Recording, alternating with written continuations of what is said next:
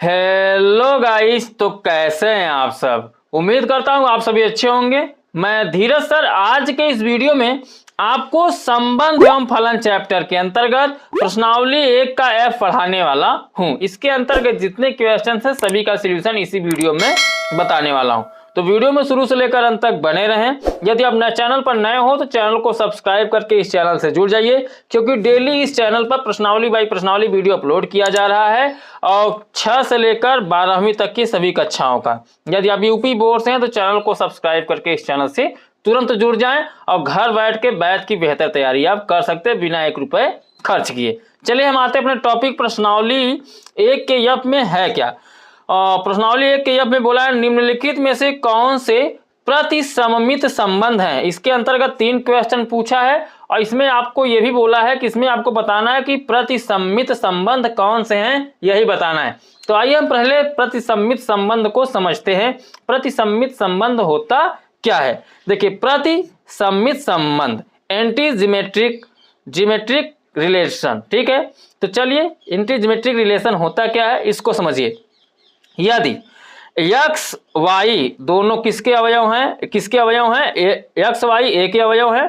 a पर परिभाषित संबंध r इस प्रकार हो कि x का रिलेशन y के साथ हो, y का रिलेशन x के साथ हो और दोनों x y आपस में क्या हो जाए, बाद में बराबर हो जाए। अर्थात कहने का मतलब x y में जो संबंध है और y में संबंध तभी सत्य है जब x y आपस में क्या हो जाएंगे, बराबर हो जाएंगे, तभी प्रतिसममित संबंध कहलाएगा। ठीक है, तो इसको अपने नोटबुक में लिख लीजिए। जैसे अगर कोई संबंध दिया है और बाद में आगे चल के आपस में दोनों का संबंध x y का बराबर हो जा रहा है तो वहां पे प्रतिसममित संबंध हो जाएगा, यानी प्रति एक दूसरे के क्या है, सममित, समान भाव मिल जा रहा है, समान हो जा रहे हैं, तो वहां पे प्रतिसममित हो जाएगा। आइए हम क्वेश्चन पे आते हैं, अभी आपको समझ में आ जाएगा कि कैसे क्वेश्चन को सॉल्व करना है। और अपने नोटबुक में सभी क्वेश्चनों को लिखते चलिए, सभी का आंसर लिखते चलिए। ठीक है, पहला क्वेश्चन है धन पूर्णांकों में समानता का संबंध। धन पूर्णांकों में समानता का संबंध अगर पूछ लिया जाए तो वहां पे प्रतिसममित संबंध होगा या नहीं, यही बताना है। ठीक है, चलो हम बताते हैं यहाँ पे। जैसे मान लो यदि x क्या है, y के क्या है, बराबर है, और मान लेते हैं y किसके बराबर है, x के बराबर है, क्योंकि समानता का मतलब समान दर्शाया गया है। ठीक है, तो ये निश्चय ही है कि क्या होगा, x के बराबर हो जाएगा, यानी x y के बराबर हो जाएगा। जब x y के बराबर निकल रहा है, y x के बराबर निकल रहा है, जैसे मैं बोल दूं आपकी उम्र 25 साल है और मेरी उम्र 25 साल है, ठीक है, तो उम्र में हम दोनों तो क्या हो गए, बराबर ही हो गए। तो बराबर हो गए तो यहाँ पे क्या होगा, प्रतिसममित, यानी प्रति एक दूसरे के क्या है, समान भाव है। समान भाव निकलने का मतलब यहाँ पे प्रतिसममित संबंध हो जाएगा। तो जब x y के बराबर हो जा रहा है, y x के बराबर हो रहा है, तो सीधी बात है x y के बराबर होगा ही होगा।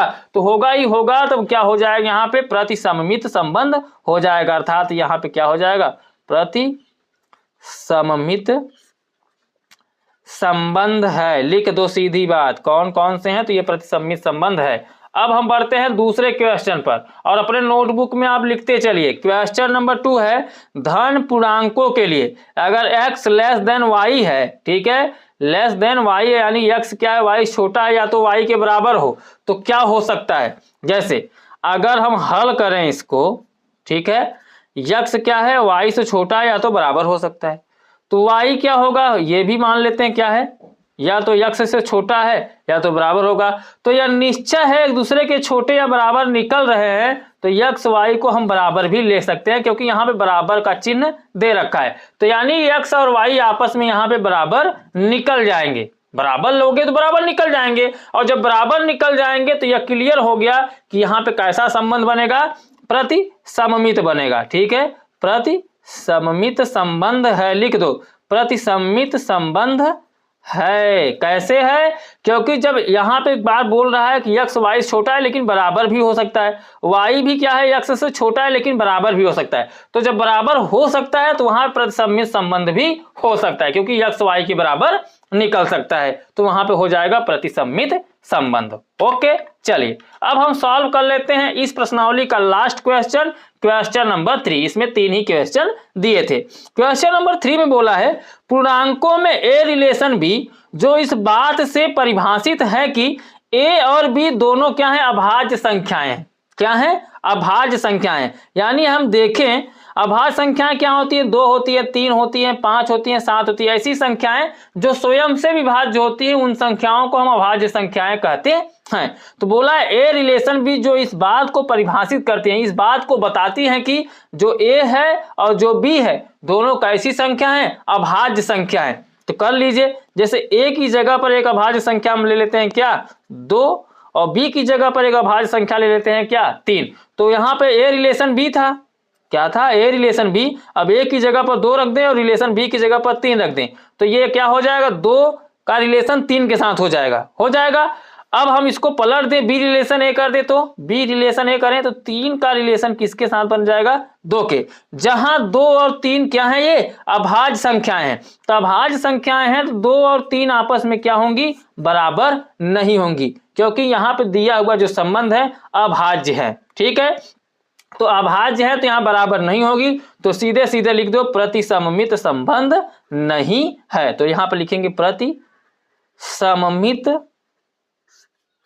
संबंध नहीं है। सिर्फ यही आपको इतना बताना था, ये हो गया। तो इसी के साथ यह प्रश्नावली आपका होता है समाप्त। उम्मीद करता हूँ काफी अच्छे से आपको सभी क्वेश्चन समझ में आ गए हैं। तो समझ में आ गए हैं तो जाते जाते वीडियो को लाइक करते चले जाइए और अपने दोस्त यार भाई बहन रिलेटिव जो भी हो उनको आप वीडियो शेयर कर दिया करिए, ताकि घर बैठे वो भी पढ़ाई आसानी से कर सकें। यदि आपको किसी भी क्वेश्चन परेशानी होता है तो कमेंट जरूर करिए, उस पर वीडियो बनाकर आपको दे दिया जाएगा। तो चैनल को सब्सक्राइब किए रहेंगे तो नोटिफिकेशन आपके पास तुरंत जाएगा। इसलिए मैं बार बार बोल रहा हूँ चैनल को सब्सक्राइब करने के लिए, क्योंकि सब्सक्राइब किए रहेंगे तो मैं कब वीडियो अपलोड कर रहा हूँ, कब मेरे पास समय, जैसे मेरे पास समय मिलता है वीडियो में अपलोड करूंगा।